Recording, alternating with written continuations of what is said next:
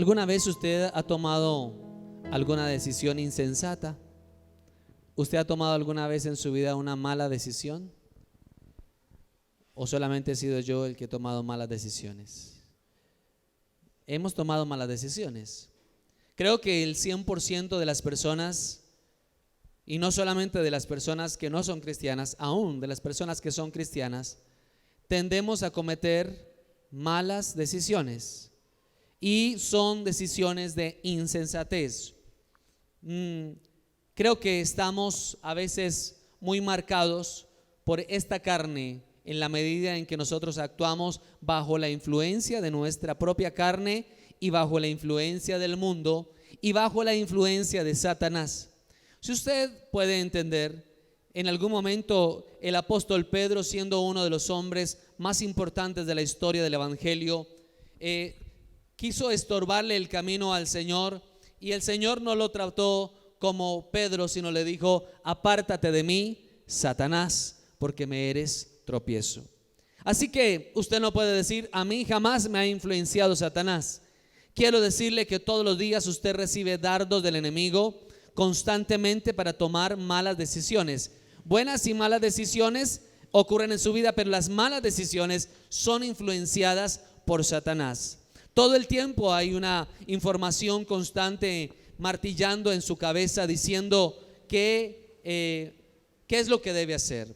Me enfrenté hace unos días a alguien que realmente me enseñó muchísimo y que no conocía, pero que en mi arrogancia o en la influencia que otras personas o Satanás mismo puso en mi mente, yo tenía una imagen totalmente de ella grave, malísima. Mi percepción de lo que esa persona era que realmente era una hija del diablo. Eso era más o menos lo que yo tenía en mi mente. Y cuando pasaba cerca, y yo no la conocía, pero en algún momento la conocí y sentí que realmente, cuando ya llegamos a hablar con ella, sentí que era una hija de Dios. Y entonces dije: caramba, ¿cómo nos dejamos influenciar tan fácilmente por el enemigo, o también por personas que se dejan usar por el diablo y que de alguna manera le mandan cierta información a usted, que usted empieza a ser una persona insensata? La Biblia habla, Jesús habla en una parábola, de dos clases de personas: una persona insensata y una persona ¿qué? Sensata. ¿Usted qué clase de persona quiere ser? ¿A usted qué clase de persona le gustaría llegar a ser? Creo que si usted respondiera a esto, todos diríamos que queremos ser personas muy sensatas, ¿verdad? Pero casi nadie quiere decir: yo quiero ser insensato, y sin embargo nos comportamos como personas insensatas todos los días. Las acciones que usted hace son acciones de una persona insensata. Las personas, lo que nosotros hacemos a diario, influenciados por nuestra carne, nos indican que realmente hay demasiada insensatez en nuestra vida. El personaje que quiero hablarles hoy es un personaje muy conocido en la Biblia, que está en el Evangelio según San Lucas, el capítulo 15, versículo 11 al 24. Si ustedes lo pueden buscar conmigo. Evangelio de Lucas, capítulo 15, versículo 11 al 24. Y es la parábola que usted ya conoce mucho, que es la parábola del hijo pródigo. ¿Sí la han escuchado alguna vez? Creo que el 100% de las personas conocen acerca del hijo pródigo. Es más, hasta hay refranes de eso. Cuando hay alguna persona que no ha vuelto a la iglesia o que no ha vuelto a su casa, usted dice: uy, volvió el hijo pródigo a casa, ¿cierto? Así que usted, creo que la conoce. Quiero parafrasear un poco esta historia. La historia realmente es la historia de un muchacho que toma una mala decisión. Y quiero decirle que aquí el joven representa las dos características: una persona insensata y una persona sensata. Usted me dirá que ¿cómo representa a la persona sensata? Claro, cuando al final toma la decisión de arrepentirse, entonces empieza a entrar la sensatez en la vida de esta persona. Así que normalmente uno piensa que el insensato nunca va a dejar de ser insensato, pero llega un punto en la vida en que usted puede aprender a ser sensato. La sensatez es la capacidad de escuchar la voz de Dios, de ver claramente qué es lo que Dios quiere para su vida y de tomar decisiones correctas. Dígale que está a su lado, debe aprender a ser muy sensato. La Biblia dice así: también dijo, un hombre tenía 2 hijos y el menor de ellos dijo a su padre: Padre, dame la parte de los bienes que me corresponde. Y él les repartió los bienes. Les repartió los bienes. Mire que no repartió solamente al hijo que pidió, sino a los 2, tanto al menor como al mayor. Les repartió sus bienes. No muchos días después, juntándolo todo, el hijo menor se fue lejos a una provincia apartada y allí desperdició, diga conmigo, desperdició sus bienes viviendo perdidamente. Y cuando todo lo hubo malgastado, vino una gran hambre en aquella provincia y comenzó a faltarle. Y fue y se arrimó a uno de los ciudadanos de aquella tierra, el cual envió a su hacienda para que cuidase cerdos. Y deseaba llenar su vientre de la baza que comían los cerdos, pero nadie le daba.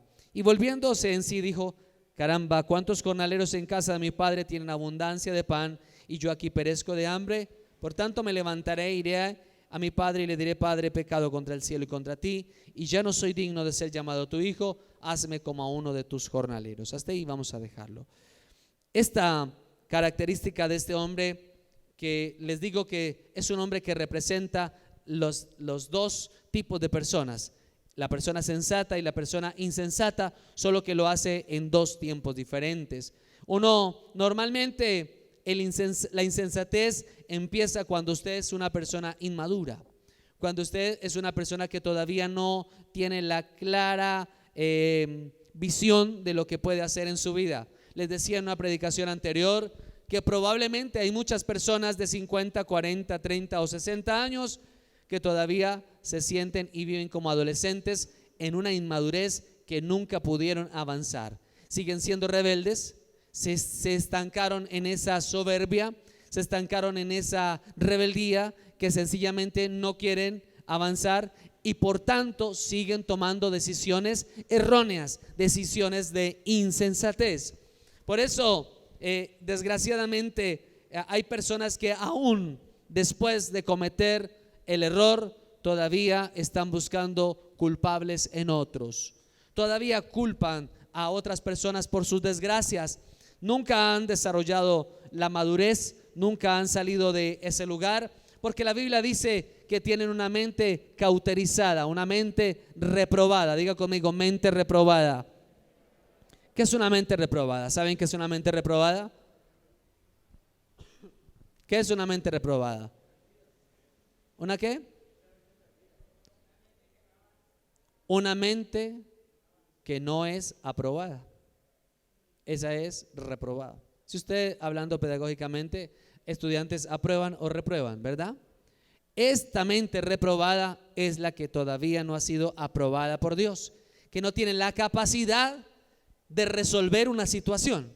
Si uno hace un examen a un muchacho y entonces él aprueba la evaluación, significa que tiene el conocimiento para poder hacer una evaluación y tener buenos resultados. Pero si presenta una evaluación y la reprueba, significa que todavía no tiene los conocimientos para poder enfrentar ciertas situaciones. Por eso normalmente cometemos o tomamos decisiones insensatas, porque tenemos todavía mentes reprobadas, mentes inmaduras, que no somos capaces de decidir qué está bien y qué está mal.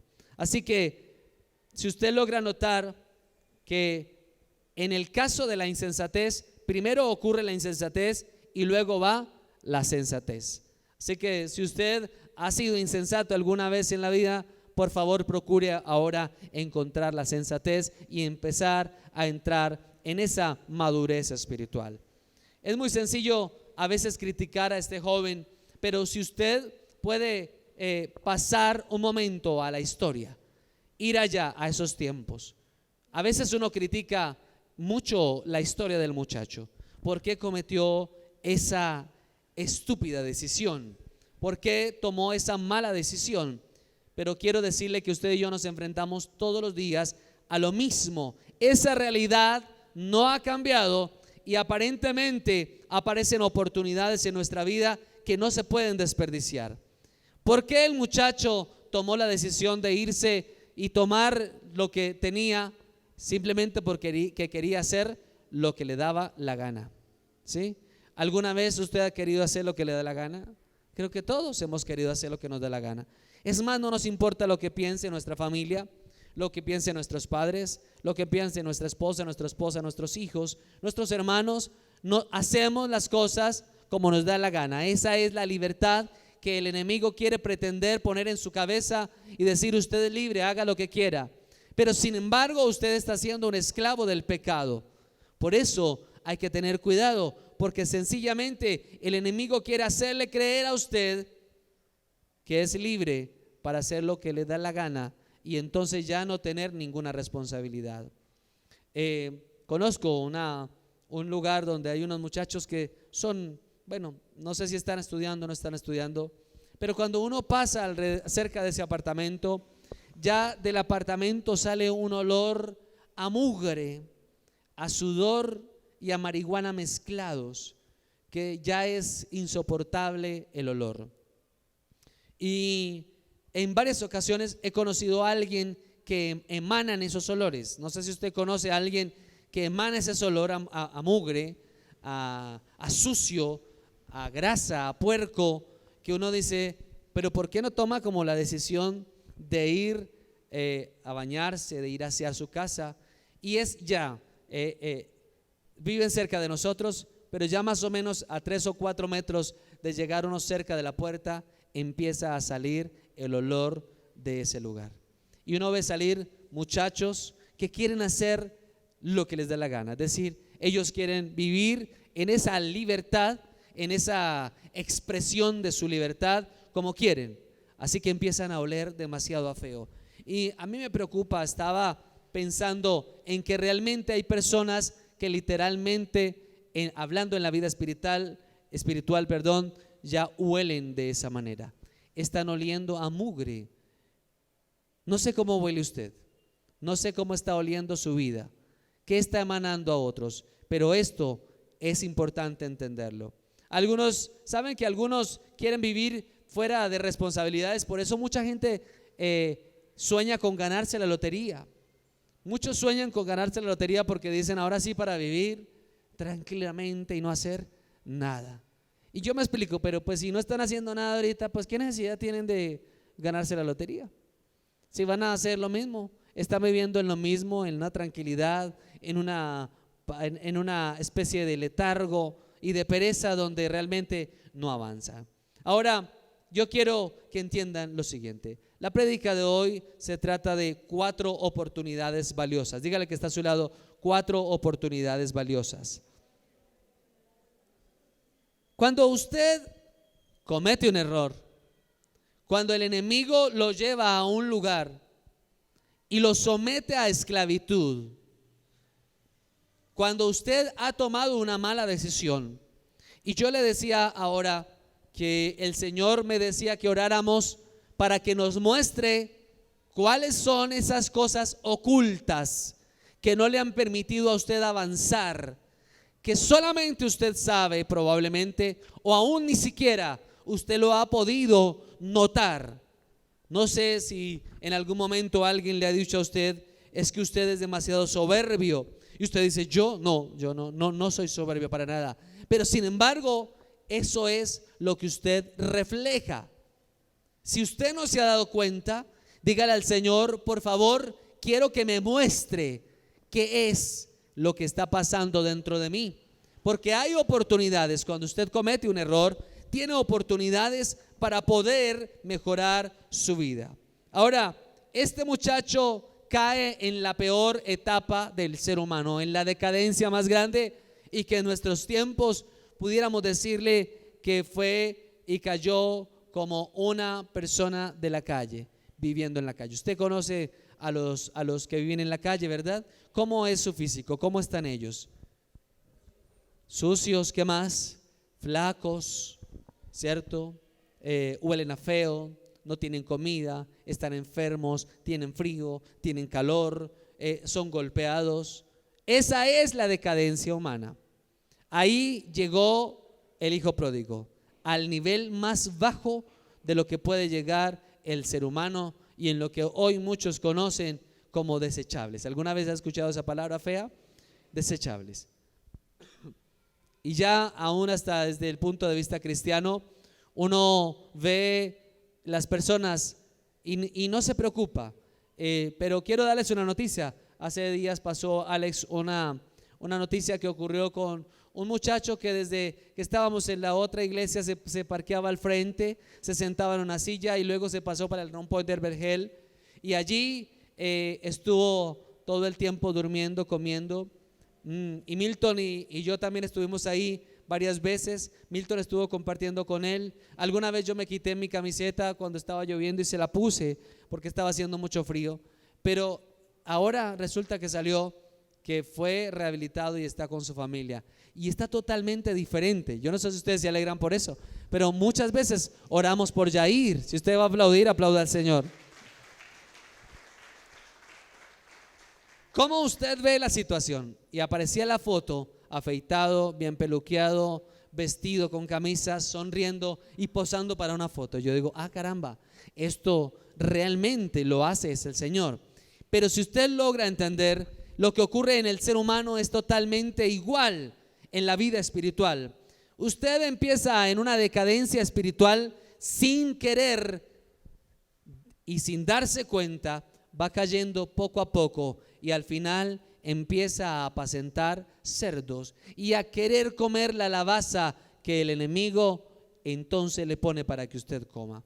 Y usted no recapacita. En algunos casos las personas no recapacitan. Lo están llevando cada vez más en el pecado una y otra vez, pero no recapacita. Por tanto, la primera oportunidad que usted tiene es la oportunidad de un encuentro con el Señor. Diga conmigo, una oportunidad de encuentro. Yo no sé, ¿ustedes están desanimados hoy o es que vinieron? ¿Cuántos están en ayuno? Porque escucho la vocecita muy suave. Diga conmigo, oportunidad de un encuentro. Amén. Y si usted no estuviera si estuviera ayunando, yo creo que el Señor le da la fuerza para hablar duro, ¿no? Porque yo quiero que cambiemos la metodología del culto. Hagamos algo distinto, algo totalmente distinto. Porque es que usted cuando viene al culto, usted viene todo el tiempo como cuando usted iba a misa. Y esta no es la idea. La idea es que usted venga a disfrutar de una palabra. ¿Qué expectativa tiene usted o sea, mejor dicho, ¿usted a qué vino hoy? ¿Usted a qué vino hoy? Alguien que me quiere decir a qué vino hoy, pero que hable con fuerza y corto. Amén. ¿Cuántos dan un aplauso al Señor? ¿Quién más? ¿A qué vino hoy? A ver qué Dios tiene para usted hoy. ¿Qué más? A darle gracias a Dios. ¿A qué vino usted hoy? ¿A qué? A un encuentro con Dios. Amén. Si usted viene, su actitud debe ser diferente. Hace unos años invité a un conferencista para darle una charla a los padres. Y entonces una mamá se acercó y le dijo: ¿cuánto se demora la conferencia? Porque me tengo que ir. Pero no había iniciado la conferencia, ya quería irse. Lo que pasa es que sentía que era obligación, porque era un taller de padres a los que tenían que ir los padres. Y entonces pues obviamente vamos a cumplir porque el colegio nos puso eso. Y recuerdo que el conferencista decía: hay gente que tiene aquí cara de puño, ¿cierto? Como y otros que tienen cara de machete. Alguna vez dijeron, ¿sí? Cara de puño tienen. Mire a ver si el que está a su lado tiene cara de puño, que vino así alguno. ¿A qué vino hoy? A adorar al Señor. Esa es la actitud. Por eso le digo que usted cambie la manera en cómo hace un culto. Porque quiero decirle que las personas que están acá, la mayoría llevan mucho tiempo en el Evangelio. Y ustedes deben inspirar a otros. Si ustedes no los inspiran, quiero decirle que la responsabilidad de una iglesia no es mía, es de todas estas ovejas. El pastor cuida las ovejas y ustedes se reproducen entre sí. Eso es lo que hacen las ovejas, ¿sí? Eso es lo que hacen las ovejas. Por eso yo quiero que usted no se vaya a perder esta palabra hoy, porque es súper importante. Ahora, en el encuentro del hace 8 días, ¿quién había preparado el encuentro? ¿Quién fue el que preparó el encuentro? Dios preparó el encuentro para que el pueblo de Israel, que fuera en 3 días de camino, llegaban a un encuentro con el Señor. Pero en esta historia es la otra cara de la moneda. Es el hijo pródigo que decide hacer un encuentro con su padre. Diga conmigo: yo decido tener un encuentro con mi padre. Usted necesita planear un encuentro con el Señor. Cada domingo aquí es un encuentro con el Señor. Y este encuentro que vamos a hacer el 29 y 30, si usted va a ir, ojo, el Señor ya lo planeó, pero ahora usted debe planearlo para Él. Amén. ¿Qué le va a decir? ¿Sabe qué? Él no pensó en llevar ofrendas. ¿Tenía? No. Pero sí dijo: voy a hacer una oración y voy a decirle: póngame a hacer lo que sea, así sea que me ponga como el trabajador más bajo, pero dame una oportunidad de estar en casa. Yo necesito comer del pan que hay en esta casa. Usted necesita ir delante de Dios. ¿Y recuerda cuál fue el pan que preparó Dios en el desierto para el pueblo de Israel? ¿Cómo se llamaba? Maná. Diga conmigo: maná. Pues entonces, ¿sabe qué es lo que le llevó a pensar al hombre tomar una decisión y preparar un encuentro para Dios? Dijo: no hay pan aquí, pero en la casa de mi padre hay mucho pan. Y aún los jornaleros comen buen pan. Por tanto, yo ni siquiera ya merezco llamarme su hijo, y yo quiero ir a comer pan. Y le aseguro que el Señor le va a dar y tendrá pan para usted. ¿Cuántos dicen amén?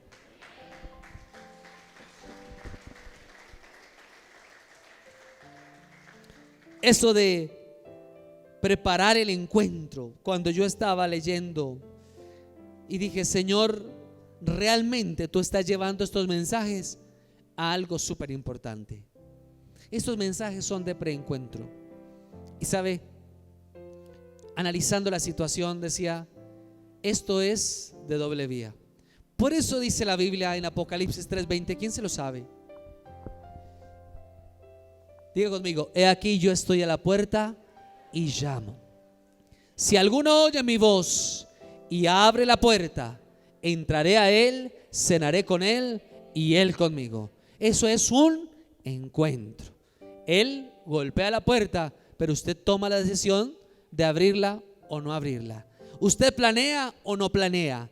Se capacita, quiere recibir al Señor, quiere ir en un encuentro con Él, está desesperado por Él. Hace unos años mi hermano llevó a mi mamá a Bucaramanga, y recuerdo que había hecho como todo ustedes han visto esos programas que hacen reencuentros con personas que hace muchos años no ven a su hijo o a su hija o a su papá, a su mamá, ¿sí? Pues mi hermano trató de hacer algo, el que vive en Estados Unidos, con mi mamá. Y entonces había una tía que hacía más o menos 25 años o 30 años, es decir, una hermana de mi mamá, que no la veía. Y entonces preparó todo. Preparó a la tía, le dijo: voy a traer a mi mamá. Sí, pero a mi mamá no le dijo nada. Y entonces era la expectativa, todo mundo, para el momento del reencuentro. ¿Ustedes han visto esos reencuentros? Porque yo soy demasiado como sensible cuando veo eso, empiezo a chillar cada vez que veo eso. Pero y entonces todos esperaban que mi mamá, pues la emoción, ¿no? Y entonces abren la puerta y mi mamá ve a su hermana que hacía 30 años no veía. Y todos expectativa miraron a mi mamá, y mamá dijo: hola mija, ¿cómo está?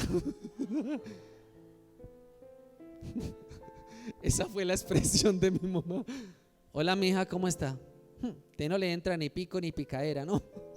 Así hay un dicho que dice para las personas que como que no les pasan los años. Esa fue la emoción de mi mamá. Y todos quedaron como plop. Todos se imaginaron que se iban a lanzar a abrazarse el cuello. ¿Ustedes recuerdan cuando Esaú y Jacob se encontraron, se fueron corriendo juntos, se abrazaron y se besaron, dice la Biblia. Cuando José, y sus hermanos ya les dijo: yo soy su hermano, todos se lanzaron al cuello, lo abrazaron y lo besaron. Pero cuando usted viene delante del Señor, le dice: hola papá, ¿cómo estás? Bien, gracias.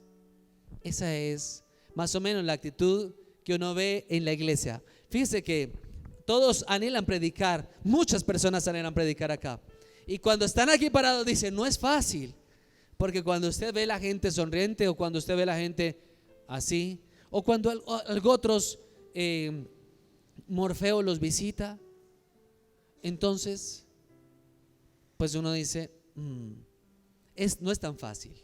Pero yo quisiera saber si usted realmente planea un encuentro con el Señor y quiere planear un encuentro con el Señor. Si usted lo quiere planear, ¿sabe qué? Todos los días, ¿qué le digo? ¿Qué le digo al Señor? ¿Qué le digo? ¿Qué le digo? ¿Qué le digo? ¿Qué le digo? Señor, ¿qué le digo? ¿Qué le digo? ¿Qué le digo? Cuando lo vea, cuando llegue ese momento de poder orar, de que Él me va a decir, y yo ¿qué le digo? ¿Usted ha pensado en eso?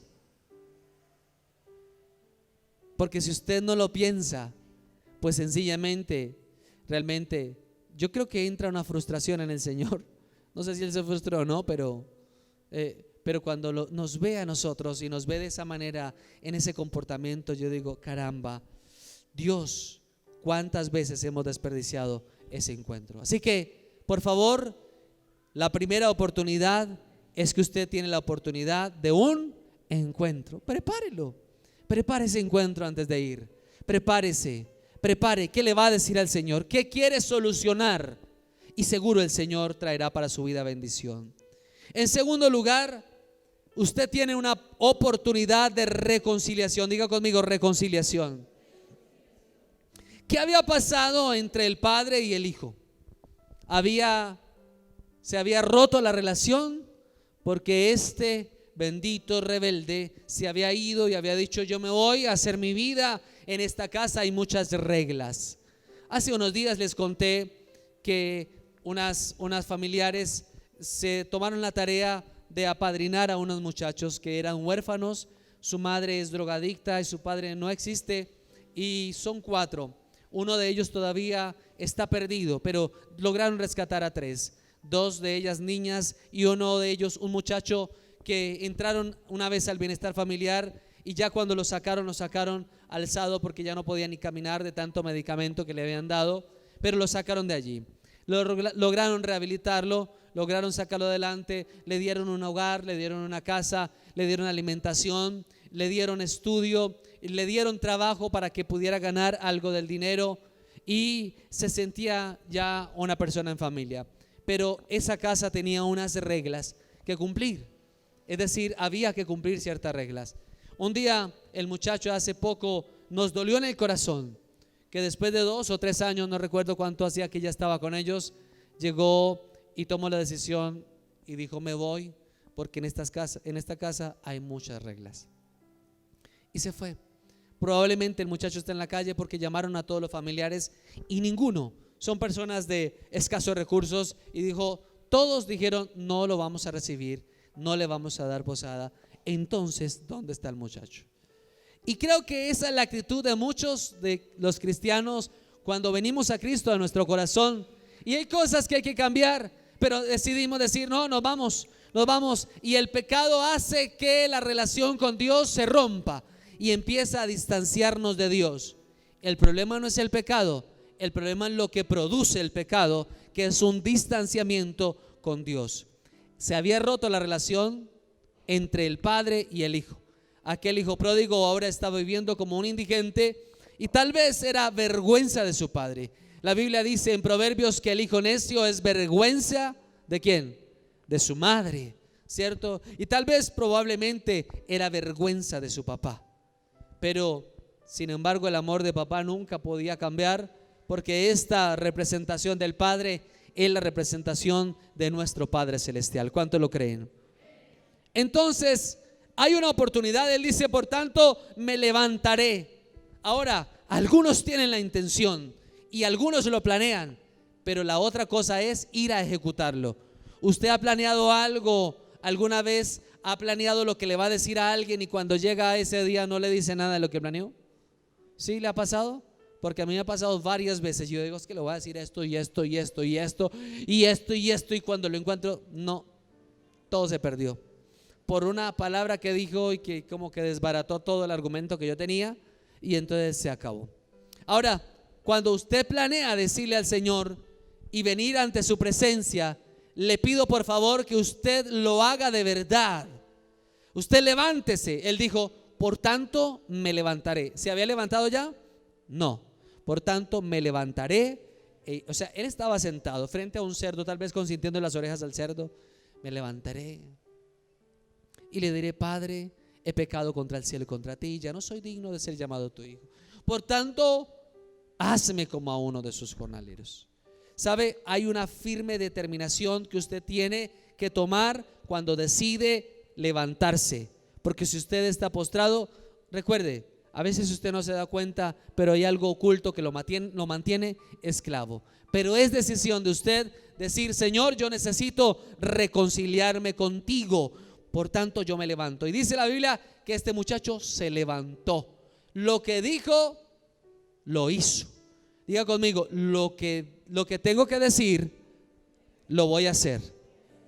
Es que usted solamente se queda mucho en decir, pero poco en hacer. Y entonces él se levanta y va corriendo. Él se arriesga. Algunos tienen miedo de que le digan que no. Usted no sé si ha escuchado alguna vez, pero hay gente que tiene miedo de arriesgarse porque puede que fracase. Si usted tiene miedo al fracaso, nunca va a lograr nada. Si a usted le da miedo fracasar, nunca va a emprender nada. Por eso mucha gente se queda en las mismas situaciones porque jamás se arriesga a hacer nada. Y lo peor es que después va a sufrir con las consecuencias de que, si hubiera hecho esto o aquello, si me hubiera levantado. Hace unos meses, una pareja que ya estaban a punto de firmar el divorcio, y me llama él y me dice, pastor, ¿será que si yo voy y le digo a mi esposa que quiero amarla, que quiero restaurar mi hogar, será que ella me perdonará? Y entonces yo le dije, esa es una decisión que usted debe hacer y debe arriesgarse a eso. Pero usted para hacer cosas loables debe arriesgarse. Usted no puede pensarlo dos veces, amén. Así que no, hay gente que le da miedo decir, no, ¿qué tal que me diga que no? Yo mejor no voy. Yo mejor no voy. ¿Sí? Pero la peor diligencia.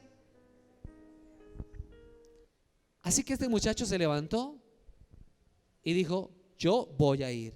Y fue corriendo, ¿y qué pasó? Se encontró con su papá. La Biblia dice que en 1 de Juan 1:9, que al hacer esto, la mano de Dios se extiende hacia nosotros con su misericordia. Dice, si confesamos nuestros pecados, Él es fiel y justo para perdonar nuestros pecados y limpiarnos de toda maldad. Nosotros tenemos miedo de confesarnos. Porque ¿cuál fue la oración de él? Padre, he pecado. Padre, he pecado. Nosotros tenemos miedo de confesarnos delante del Señor.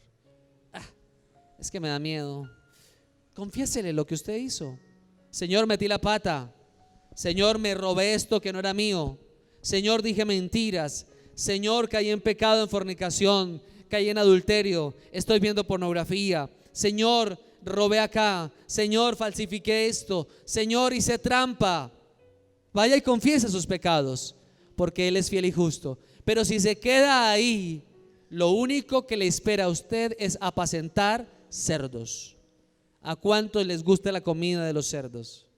Es más, el olor de los cerdos es bien fuerte y la lavaza es bien fuerte. ¿Alguna vez usted ha olido la lavaza? Claro, es esa sopa que se empieza a fermentar con maíz y un montón de cosas, y que obviamente si usted se mete un bocado de eso le va a hacer mucho daño. Pero eran tanta el hambre de esta persona que quería comerse eso, quería comportarse. Mejor dicho, el enemigo querrá llevarlo a que usted se comporte como un cerdo. Dígale al que está a su lado, ojo, no se vaya a comportar como un cerdo.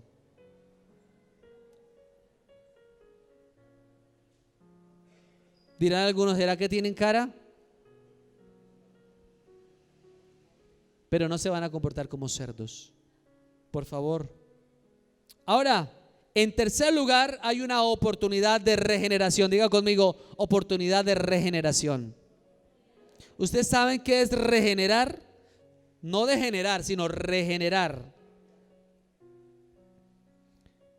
Romanos 5:8 dice: mas Dios muestra su amor para con nosotros en que siendo aún pecadores, Cristo murió por nosotros. Esa es una oportunidad de regeneración. ¿Qué es regeneración? Es como restitución. De alguna manera volver a poner en su sitio lo que antes, ¿cierto? Usted tenía. Es recuperar, es sanar, es levantar, es corregir el error, es ponerlo en el lugar. Ahora, es difícil. Javier me contaba la historia de un ejemplo que si usted coge una almohada de plumas y se para en un quinto piso desde el balcón y empieza a sacudir, rompe la bolsa y empieza a salirse las plumas, y luego tiene la tarea de ir a recoger pluma por pluma para poder otra vez llenar la almohada. Realmente eso es casi que imposible. Tal vez usted va a echar dentro de la basura, las plumas van a tener mugre, ya la blandura no va a ser la misma, no van a estar todas las plumas. Pero Dios puede hacer lo imposible. Lo que usted no puede hacer, Dios sí lo puede hacer. Amén. Él puede regenerar su vida. ¿Y sabe qué pasó? Pues entonces cuando dice la Biblia que el muchacho llegó y entonces hizo lo que dijo que iba a hacer. Es mejor dicho, ejecutó el plan. Él no improvisó en la oración. Él no improvisó. Él no dijo, ay, ¿qué le digo, papá? Mire, la verdad es que ese muchacho, mi hermano mayor, es muy montador y por eso fue que me fui. No, dijo: Padre, he pecado contra el cielo y he pecado contra ti. Y entonces este padre le levanta y emocionado empieza a decir: por favor, saquen el mejor vestido y pónganle un ¿qué? Un anillo. Saquen el mejor vestido. El versículo 22 dice: pero el padre dijo a sus siervos: sacad el mejor vestido y vestidle. Sacad el mejor vestido y vestidle, y poned un anillo en sus manos y calzado en sus pies. En el Antiguo Testamento y en el Nuevo Testamento, o en los tiempos de antes, el vestido era súper importante, era símbolo de autoridad. El que no estaba vestido no tenía nada, no era nadie. Y este hombre supongo que ya había vendido hasta lo último. Por eso la ropa lo identificaba. Y le dice el papá, que es la representación de nuestro Padre, le dice: a usted hoy, si vienes delante de mí, seguro en ese encuentro, yo voy a sacar el mejor vestido, voy a sacar los mejores zapatos y le voy a dar un anillo, porque usted es mi hijo amado, el que se había perdido y que ahora es encontrado. ¿Cuántos dicen amén? ¿Sabe que usted debía hacer algo? Esta mañana estaba escuchando una prédica importante, y es que a veces nosotros no entendemos qué fue lo que ocurrió en la cruz. No ha sido revelado para muchos cuál fue ese momento difícil. Y el apóstol Pablo habla de que hay que sufrir con Cristo, pero no, algunos tomaron que hay que ir a padecer tal vez las mismas heridas. Probablemente usted tenga que sufrir por el evangelio, pero más que eso es que usted pueda ir a ese momento, al momento de la cruz, y ver lo que Él hizo por usted. En ese momento lo estaba regenerando a usted y me estaba regenerando a mí. Por eso Él tiene un vestido especial para usted y para mí. Eso fue, y esa es la oportunidad de que usted, cuando tenga un encuentro con el Señor, podrá tener un tiempo de regeneración. ¿Nosotros merecíamos castigo, sí o no? Merecíamos un castigo, ¿sabe? Y ese castigo realmente era la muerte, pero Él vino para darnos vida y vida en abundancia. ¿Cuántos dicen amén? Vida y vida en abundancia. Ahora, ¿sabe que El padre se dio cuenta que su hijo había perdido toda la dignidad del caso. Toda la dignidad la había perdido. Es como Yair, como si estuviéramos hablando de Yair. Allá en la calle había perdido toda la dignidad, pero su familia lo volvió a recoger y ahora tiene dignidad. Otra vez Cristo quiere darle la dignidad que usted necesita. Usted no se lo merece. Quiero decirle que usted no se lo merece. Quiero decirle que usted y yo no lo merecíamos, pero nos portamos como si lo mereciéramos. Nuestra actitud es como si lo mereciéramos. Una actitud demasiado arrogante, una actitud demasiado soberbia, una actitud donde dice, sí. Pero no, si usted logra entender, es mucho más que eso. Usted tiene la oportunidad de que Él regenere su vida y que dignifique su vida. ¿Cuántos quieren que el Señor dignifique su vida? Amén. Y por último, y el más importante, Dios te da la oportunidad de una provisión. ¿Sabe qué pasó? Cuando dice el padre, por favor, saquen el mejor vestido, saquen los mejores zapatos, póngale un anillo. Luego hace un grito, dice, y maten el becerro más gordo. Maten el becerro más gordo. ¿Sabe qué ocurre cuando usted y yo pecamos? Siempre va a correr sangre. Y siempre debemos acudir al que hizo su sacrificio en la cruz. Abraham le dice a Isaac, o Isaac le dice a Abraham, su padre, papá, llevamos todo, leña, llevamos las piedras, llevamos el fuego, ¿y dónde está el sacrificio? Y Abraham le dice, tranquilo hijo, Dios se proveerá de cordero. Dios se proveyó de cordero por usted y por mí. Por favor, le ruego, no tome esto a la ligera. No lo tome a la ligera. Él murió por usted, murió por mí. Él entregó su vida por mí. Y le invito a que cierre por un momento sus ojos.